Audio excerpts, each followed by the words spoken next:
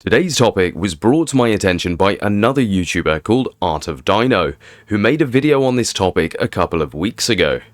That video was shared by an account on Twitter, or X if you prefer, and then it snowballed a bit from there.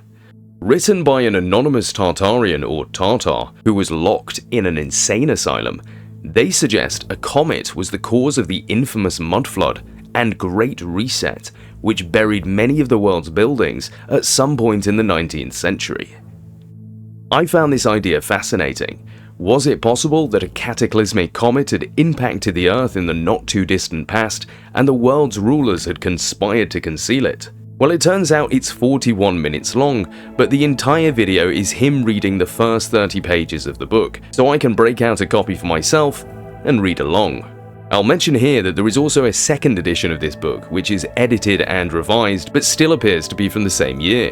Before we crack on, I'd just like to say that this is in no way a personal attack on Art of Dino, but considering his video is at the heart of all this, I will be making a few comments of my own. The first thing I'll say is about the title, which at the time of writing this is 1857 Comet Sparks the Great Reset, told by an anonymous Tartar in an asylum. This might be seen as a nitpick, but if we look at the front page, we will see it says edited by an anonymous Tartar, and if we flick to the editor's notes at the back, which he does at the beginning of his video, the foregoing rhapsody was discovered last week by the coroner for Middlesex in the cell of a private asylum at Hoxton, where the use of pen and ink is allowed on a new theory of cure to harmless patients. So we can see it was not the anonymous Tartar who was locked in an asylum, but somebody else. The anonymous Tartar edited the book together and published it using this apparently insane person's notes. However, Art of Dino literally reads this paragraph to us at the start of his video,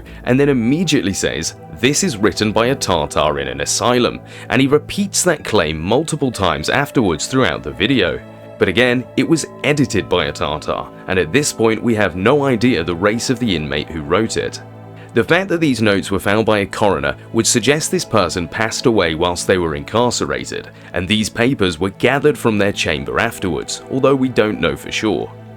This facility was located somewhere in Hoxton, Middlesex in England, and could be referring to the Hoxton House Lunatic Asylum, which opened in 1695. I say could because there are a great many asylums in Hoxton during this period, with it being home to nearly all of London's private madhouses, of which Hoxton House was the largest. The so-called lunatics that were in these asylums were a mix of private patients, paupers from the City of London, inmates from the local prisons, and from 1792 onwards, officers and sailors who had become insane serving for the Royal Navy.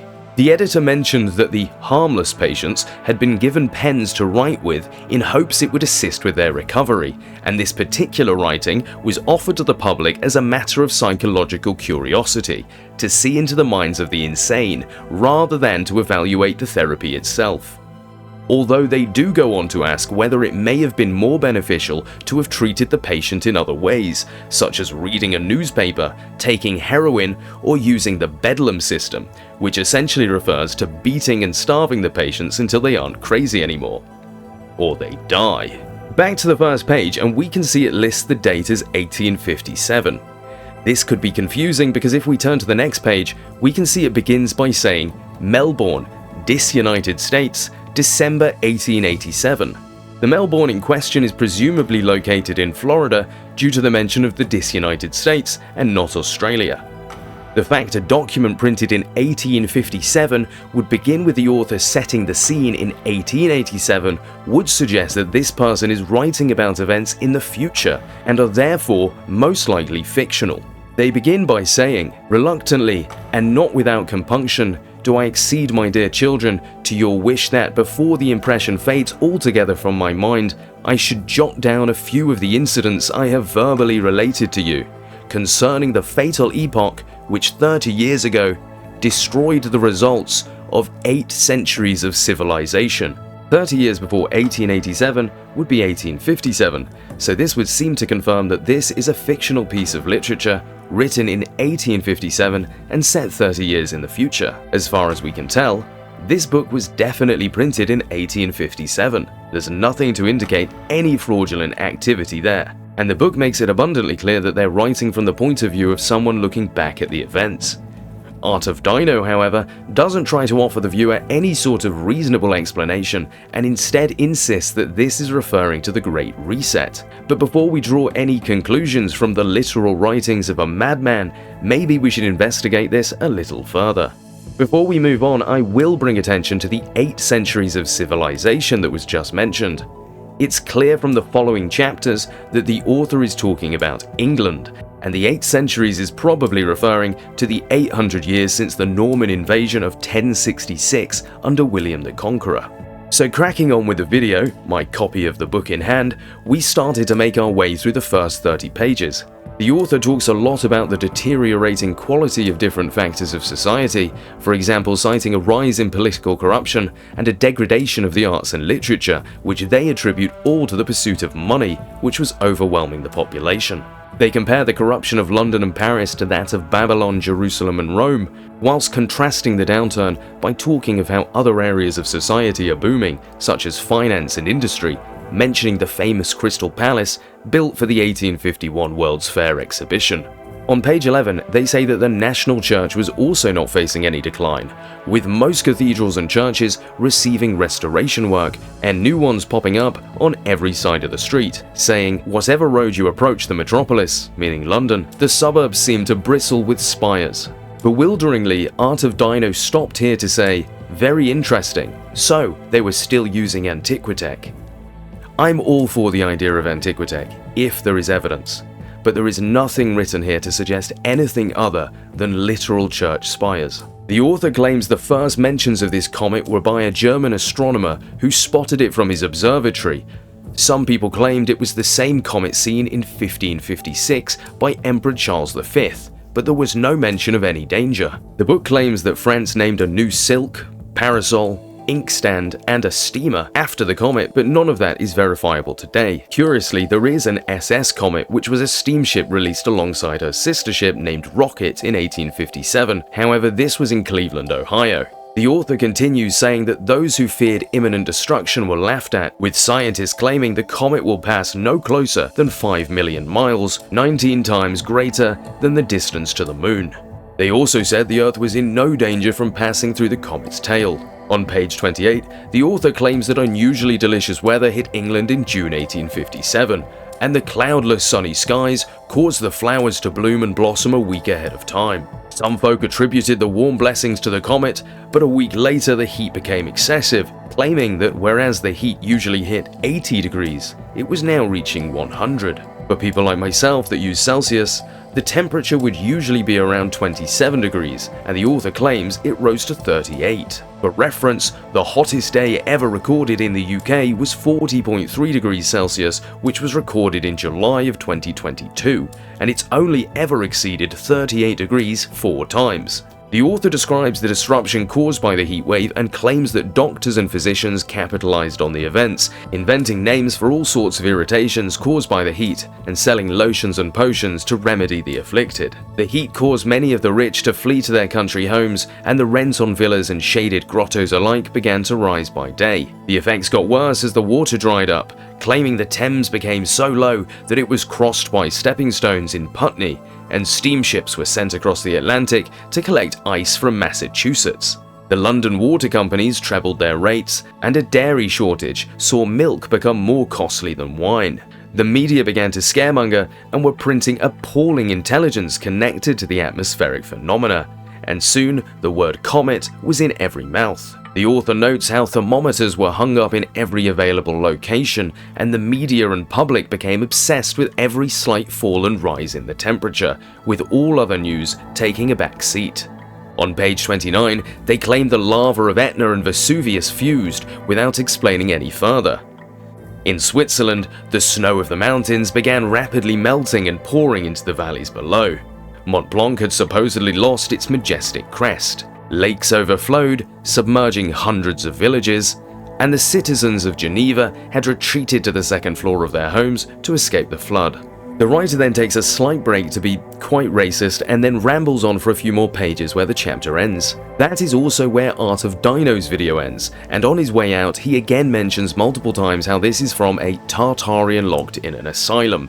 which it's not. Ending the video there also surprised me, because you'd think such an important historical find, which documents the Great Reset itself, would be worth fully examining, and there's still 60 pages left. He says himself at the beginning of the video how a synchronicity led him to find this book, so I don't know why he isn't showing us the rest. Maybe if he didn't waste 41 minutes reading the entire first chapter to us, he could have provided us with an outline of the rest of the book.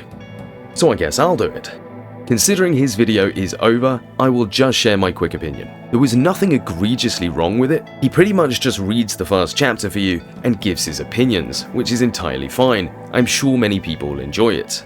However, I feel like the whole written by a Tartarian in an asylum thing was total clickbait, and as a result, people are now sharing that online without verifying, and it just further hurts the movement. This extends to the 8 centuries of civilization, which, believing the author to be a Tartar, he has incorrectly attributed to the Tartarians rather than the British. Not to mention, his video is titled 1857 Comet Causes the Great Reset, and then he spent 41 minutes on the preceding heatwave, and we learned effectively nothing about the comet or what actually happened. So I'll give him the benefit of the doubt and assume he just overlooked this because he seems like a nice enough guy, but it's a perfect example of why you need to verify this stuff for yourselves. Anyway, as I delved into the rest of the book, it quickly became apparent to me why Art of Dino didn't finish it, and why he wasted 2,502 seconds of your precious and finite lifespan reading only the first fucking chapter.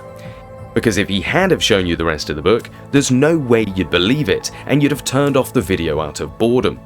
It is clear that this is a story, and not a recollected set of events. The entire piece is, in my opinion, very verbose. The writer uses 1,000 words when 1 would suffice, and the narrative contains more filler than a Japanese anime. The second part begins with Britain's temperatures hitting 120 degrees Fahrenheit or 48.9 degrees Celsius, and consists entirely of the discussions and general failings of the British government during the crisis. The author shows an in-depth knowledge of the supposed talks and decisions being made by high-level officials, which would imply, if this story were true, that they were present or in some way privy to this information. The third part starts with a bout of self-awareness on behalf of the author, which they attribute to their reluctance to discuss the events which followed. They say extensive fires began to spread because of sparks from the railways setting the dried bramble alight, which then went on to spread ferociously. During the night, the comet shone brightly in the sky, and in the day, the blazing sun caused many thatched roofs to spontaneously combust, destroying countless villages. The heat also saw an increase in the insect, reptile and vermin populations, as well as an increase in their size, with rats emerging from the sewers in search of food and swarms of flies darkening the sky. At the same time, a seeming plague began to ravage the human population, with many afflicted by boils and sores. Whilst the land was dry and no rain fell, they say the rock and mineral springs of England flowed with unusual abundance. The author claims the Americans took the situation too lightly, with the comet being the subject of this African-American ballad sung in the streets of New York. I'm afraid I won't be giving you a rendition on this occasion, but feel free to sing it at home if you like. However, soon after this tune was performed in the streets like an apocalyptic West Side Story, yellow fever struck the nation, and Congress was dissolved as senators fled to their country mansions. The police forces could not contain the violent crime epidemic which arose, and soon the country was in the throes of anarchism. The author then takes another short break to be even more racist than before, with statements I'm not going to repeat. Let's just say, it was about slavery. Part 4 starts with Britain being covered with various diseases such as leprosy and elephantiasis. The police had all but disbanded and criminals ruled the road. However, the military seemed to be still active and was using the effects of the crisis to their advantage. They were still sending ships to China as the Second Opium War raged on, when suddenly their compass needles lost polarity, and electricity refused to obey their command. Governments worldwide clambered to obtain a compass which could defy the influence of the comet. Other strange effects were felt too, with the mines of the Earth beginning to emit noxious gases. Strange new elements were formed, and supposedly one mine of black lead was found in a state of fusion. Interestingly, the author mentions the Rothschilds on page 78, saying they had large investments in pure carbon. On page 79, the author gives us a possible glimpse into his life, where he claims to have been educated at a public school, which is usually referring to an elite private school for the wealthy in Britain. On page 83, we seemingly learn more about the author, with him describing where he was in 1857. 4 years earlier, he married a woman named Clara and they had 2 children. His father did not approve, refused to increase his allowance, and as a result he and Clara struggled financially. Then came the Crimean War, which he says doubled his taxes and household expenses. So he joined a military expedition to Scutari, an Ottoman barracks which was converted into a British military hospital for the casualties of the war. 2 months in, he was stricken with severe sunstroke and ended up on the brink of death, where he became friends with a fellow sufferer who was a highly distinguished officer. Upon their return to England, this man helped the author get a well-paying job which he held until the comet arrived. The author then describes his wife passing away, possibly to illness or famine, and he attempts to leave with his children. 1 mile into the journey, his daughter, the younger child, dies, leaving him with just his son. Then suddenly, a terrible oscillation can be felt with the earth shaking beneath his feet. And then, the book ends. We now get to the editor's note, which we saw at the beginning. The foregoing rhapsody was discovered last week by the coroner for Middlesex in the cell of a private asylum at Hoxton, where the use of pen and ink is allowed on a new theory of cure to harmless patients. It is offered to the public rather as a psychological curiosity than as a test of the system. In Murray's Royal Asylum for Lunatics at Perth, 12 lecturers on various branches of science and philosophy are employed to over-stultify the brains of the afflicted. Just as in the rotunda of the Bank of England, the springing of a rattle is used to stun the uproar of the money changers. Public discrimination must decide whether the Bedlam system, so graphically described by Madge Wildfire as merry whips, ding-dong and fasting plenty, might not have proved a better restorative to the comet-bitten indicter of the preceding pages, or whether failing coercion, he might not have been more effectually soothed by poppy or mandragora or all the drowsy syrups of the East, acetate of morphine, or the daily perusal of the Morning Herald than by the cultivation of his disordered faculties. So to summarize, the editor has received these documents from a mental asylum where writing is being used as a therapy for the non-violent patients. The editor is the anonymous Tartar, and he asks whether other treatments could have been more effective rather than by allowing and encouraging the patient to indulge in his mental illness. The editor calls him Comet Bitten, which we'll come to in a moment, but it seems likely that this mental patient was obsessed with the idea of the world ending via a collision with a comet, and that was perhaps why he'd been incarcerated in the asylum. So I started to investigate the comet and I found some interesting information. The first mention I found was in this novel called In the Heart of the Storm from 1891. In it, some characters watch a comet in the sky which would have been either 1857 or 1858. It seems the motivation for this was based around possible comet hysteria, due to predictions made that a large comet would hit the Earth on the 13th of June 1857. This can be seen described in this book from 1857 called The Great Comet Now Rapidly Approaching, Will It Strike the Earth? And ultimately, the answers were no. One of the biggest pushers of the theory was a man in the Scottish church called John Cumming, who wrote a book in 1855 predicting the end times via comet. Paris was particularly gripped by comet fever, with many satirical images being made to poke fun at believers. Others saw a marketing opportunity as shown by this advertisement from the Huddersfield Chronicle by a company selling clothes. There's a great deal of stir and some little alarm, though the comet can possibly do us no harm. This letter from Benjamin Disraeli, former Prime Minister of the UK, shows he wasn't going to let the comet get in the way of his trip to the West Country. The world is very much frightened about the comet, Dr. Cumming having declared the last day is certainly at hand. The destructive agencies are all rife. In the center of the earth a raging fire, while the misty tail of the comet, if it touches us, pour forth an overwhelming deluge. So in 4 and 20 hours, we may be shriveled or drowned. In the meantime, if the catastrophe do not occur, we hope to be at Torquay by the end of next month. Punch magazine also printed satires such as The Expected Comet, and an illustrated editorial preface for the 27th of June edition, in which the comet is depicted as having decided not to show due to being bored of being told about world affairs. Which is exactly what happened. A few small comets had been seen via telescope, but nothing apocalyptic came our way. In 1858, a highly visible comet did make an appearance without danger and became known as the most beautiful comet ever seen. This was Donati's comet, one of the brightest and most visible comets of the 19th century.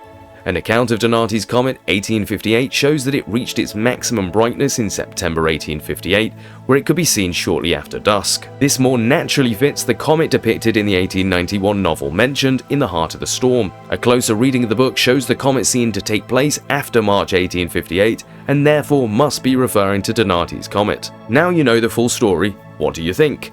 Was there really a comet that caused the Great Reset in 1857, as written by an anonymous Tartarian who was locked in an asylum? Or was this, as the editor's notes claim, a therapy focused on creative writing for mentally ill patients? Was this patient caught up in the comet hysteria of 1857, truly believing the world to end on June 13th of the same year? Or were they just attempting to write an interesting piece of fiction based on current events? We can be pretty certain the actual author was British and not Tartarian. The only thing that didn't sound British was his use of cent rather than penny at one stage in the book, and also at the very beginning where he claimed to be writing from Melbourne in the disunited States in 1887. The book is clearly dated from 1857, and therefore it would be impossible for this to be written in the future. The author also makes no mention of any events occurring after 1857, ending the book on a cliffhanger, presumably as the comet strikes. He makes no mention of anything which happened between this time and 1887, when the character is presumably writing.